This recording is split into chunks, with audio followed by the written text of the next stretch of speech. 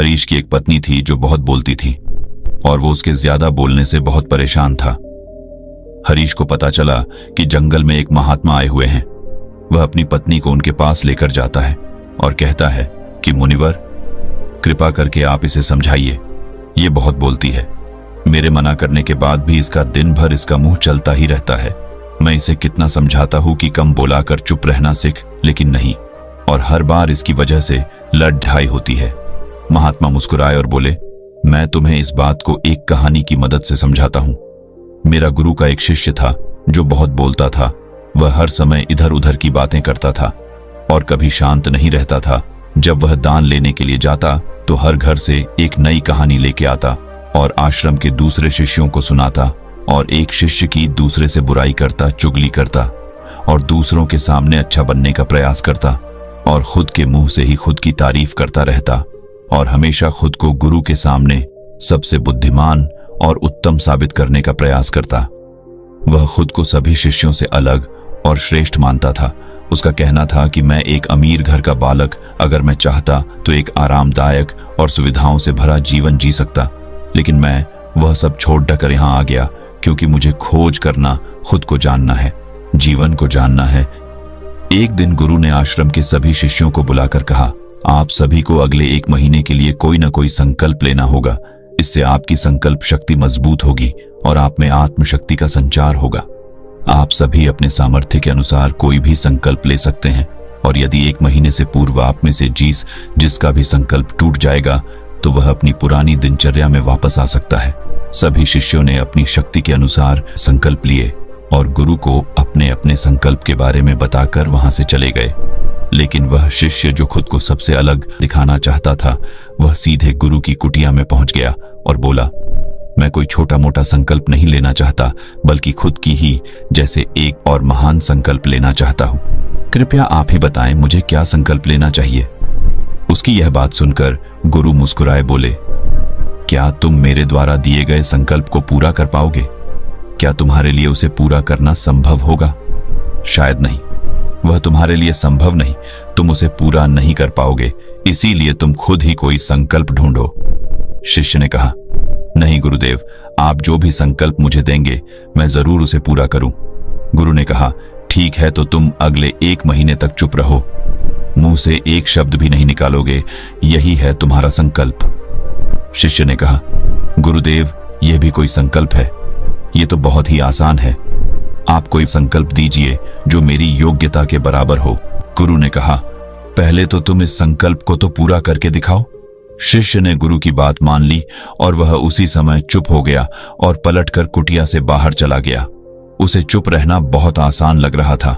उसने एक दिन तो जैसे तैसे चुप रहकर काट लिया, लेकिन दूसरे दिन से उसके मन में ना बोलने का बोझ बढ़ने लगा, और तीसरे दिन उसे भारीपन महसूस होने लगा, और चौथे दिन उसके अंदर एक अजीब सी बेचैनी होने लगी, क्योंकि आसपास आश्रम के सभी शिष्य एक दूसरे से बातें कर रहे थे।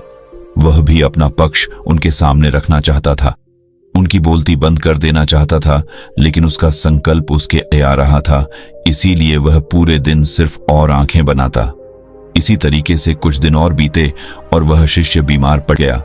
उसका सिर फटा जा रहा, उसका खाने पीने तक का मन नहीं था, वह सिर्फ बोलना चाहता था। वह गुरु के पास गया और उनके सामने बैठकर लिखकर उन्हें बताया, गुरुदेव, मैं बोलना चाहता हूँ, बिना बोले मुझे सांस नहीं आ रही है, मेरा दम घुटता जा रहा है, मैं अंदर ही अंदर पागल हुआ जा रहा हूँ, मैं क्या करूँ? संकल्प तो ड दूं क्या? ये पढ़कर गुरु मुस्कुराए और बोले, मैं संकल्प ढाने के लिए नहीं होते, लेकिन जो अपने संकल्प को पूरा कर लेता है वह अपनी आंतरिक शक्ति को बढ़ाता है, और जो अपनी आंतरिक शक्ति को बढ़ा लेता है वो समाज और जागृति की राह पर आगे बढ़ जाता है। संकल्प का लेना भी तुम्हारे हाथ में था और इसे तोड़ना भी तुम्हारे हाथ में है। तुम्हारे बहुत से भाई अपने संकल्प को तोड़कर अपनी पुरानी दिनचर्या पर वापस आ चुके हैं। अगर तुमसे नहीं हो पा रहा तो तुम भी संकल्प तोड़कर अपनी पुरानी दिनचर्या पर वापस जा सकते हो। लेकिन याद रहे, अगर आज तुम इस छोटे से संकल्प को नहीं संभाल पा रहे तो तुम अपनी बाकी की पूरी जिंदगी को कैसे संभाल सकोगे? बाकी फैसला पूरी तरह से तुम्हारे हाथों में है। गुरु की यह बात उस शिष्य के दिल में चोट कर गए। वो बिना कुछ बोले वहां से वापस चला गया और खुद को अपनी कुटिया में बंद कर वह केवल अपने जरूरी कामों के लिए ही कुटिया से बाहर निकलता, बाकी सारे समय कुटिया के अंदर ही बैठा रहा। 15 दिन बीत चुके थे और आश्रम के लगभग सभी शिष्यों का संकल्प अब तक टूट चुका था, लेकिन उसका संकल्प अभी भी जारी था। संकल्प लेने के बाद से अब तक उसने एक शब्द भी नहीं बोला। सारा आश्रम हैरान था कि इतना बोलने वाला इंसान चुप कैसे हो। 15 दिन बीतने के बाद वह दोबारा अपने गुरु के पास गया और लिखकर बताया है, गुरुदेव, मैं बाहर से तो चुप हूं, लेकिन मेरे भीतर बहुत सी आवाजें हैं, बहुत सी चीख पुकार और शिकायतें हैं। मैं अंदर ही अंदर बात करता रहता हूं। मेरा मन तरह तरह के प्रश्न पूछता है। मैं बाहर से जितना मोर, भीतर से उतने ही शोर शराबे से भरा। क्या इस तरह से मेरा संकल्प अभी भी है? गुरु ने कहा, हाँ, तुम्हारा संकल्प अभी भी जारी है, लेकिन जब तक लोगों की ये आवाजें तुम्हारे कानों में पती रही, तुम्हारा मन बोलता रहेगा, क्योंकि इसे तो आदत है। तुम भले ही बाहर से चुप रहो, लेकिन तुम अंदर ही अंदर बोलते रहोगे। तुम्हें इन बातों से, इन आवाजों से दूर जाना चाहिए। शिष्य गुरु को प्रणाम कर वहां से चला जाता है और सुबह होते ही अपनी कुटिया छोड़ जंगल की तरफ चला जाता है। कई दिन बीत जाते, संकल्प का समय भी पूरा हो जाता है, लेकिन शिष्य लौटकर नहीं आया। आश्रम में सभी को डर था कि कहीं जंगली जानवर ने उसे खाना लिया हो। इस बीच उसे ढूंढने की बहुत कोशिश की गई, लेकिन वह कहीं नहीं मिला। गुरु भाइयों ने मान लिया था कि जंगली जानवरों ने उसे अपना शिकार बना लिया है, लेकिन गुरु को ऐसा नहीं लगता। एक दिन आश्रम का एक अन्य शिष्य गुरु के पास आया और बोला, गुरुदेव, हमारे उस अधिक बोलने वाले भाई के साथ क्या हुआ होगा? क्या जानवर ने उसे मार दिया होगा? गुरु ने कहा, हो सकता है कि जानवरों ने उसे अपना शिकार बना लिया हो, लेकिन उसके न लौटने की एक दूसरी वजह भी हो सकती है।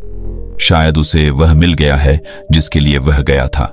फिर शिष्य ने पूछा, गुरुदेव, क्या ज्यादा बोलना इतना हानिकारक होता है? गुरु ने बोला, कहा, इंसान के जीवन के बहुत सारे दुखों में से एक दुख यह भी है कि वह कभी चुप नहीं रह सकता, हमेशा कुछ ना कुछ बोलता ही रहता है।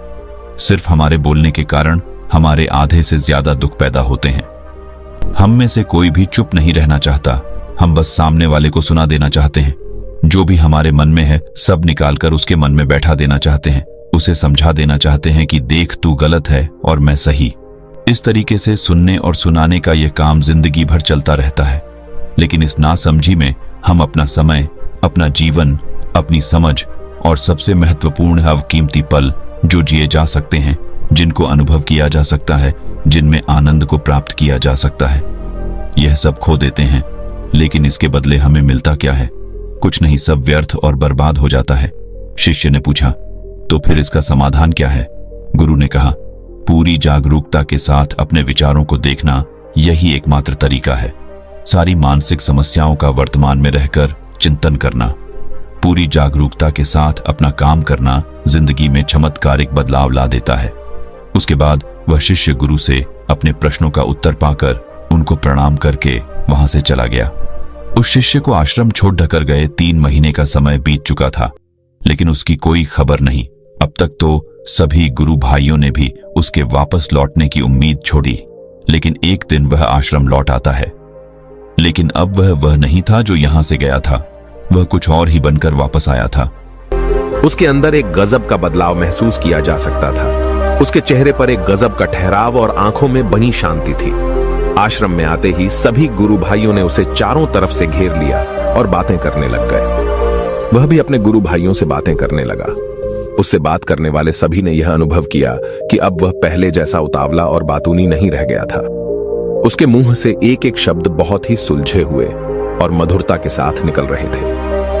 थोड़ी देर तक गुरु भाइयों से बात करने के बाद वह सीधा गुरु की तरफ चला गया। उसने गुरु के चरण छुए और कहा, गुरुदेव, क्या मैं अब भी मौन हूं? क्या अब भी मेरा संकल्प जारी है? गुरु ने कुछ देर तक शिष्य की आंखों में बड़े ध्यान से देखा और कहा, हां, तुम अब भी मौन हो। तुम्हारे मुंह से एक भी शब्द निकल नहीं रहा और तुम्हारा संकल्प अभी भी जारी है। शिष्य ने कहा, गुरुदेव, जब मैं आश्रम से गया तो मैं मुंह से तो चुप था, लेकिन मेरे अंदर बहुत सी आवाजें थी। मन में बहुत से प्रश्न थे और वह बंद नहीं हो रहे थे, तो मैं जंगल में चला गया, इस उम्मीद से कि वहां मुझे शांति मिलेगी और मेरे मन की बकबक कम हो जाएगी। लेकिन मैं जितना एकांत में जाता गया, मेरे अंदर की आवाज उतनी ही तेज होती गई। मेरे भीतर की पुरानी से पुरानी आवाज मुझे सुनाई देने लगी। तब जाकर मैंने महसूस किया कि मैं कितना गलत कर रहा था। जब मैं अपने परिवार वालों, दोस्तों को और गुरु भाइयों को बुरा भला कहता था तो उस समय मुझे लगता था कि मैं सही कह रहा हूं। जब मैं गुरु भाइयों की एक दूसरे से चुगली करता था और उनका मजाक बनाता, तब भी मुझे यही लगता था कि मैं उनसे बेहतर हूं और मैं सही कर रहा हूं। लेकिन उस दिन मैंने पहली बार महसूस किया कि मैं कितना गलत बोलता था। काफी दिनों तक ये आवाजें, ये शिकायतें मेरे अंदर चलती रही, लेकिन धीरे धीरे करके एक दिन ये सारी आवाजें मेरे अंदर से समाप्त हो गई। अब मैं भीतर से भी मौन हो गया। उस घने जंगल में बाहर से कोई बोलने वाला था नहीं और भीतर कोई आवाज बची ही नहीं थी, और मैं उस दिन पहली बार मौन का सही अर्थ समझा। मेरे चारों तरफ बहुत शांति थी। हालांकि अभी भी कुछ आवाजें आ रही थीं जो पहले भी आती थीं, लेकिन मैं उन्हें सुन नहीं पाता था।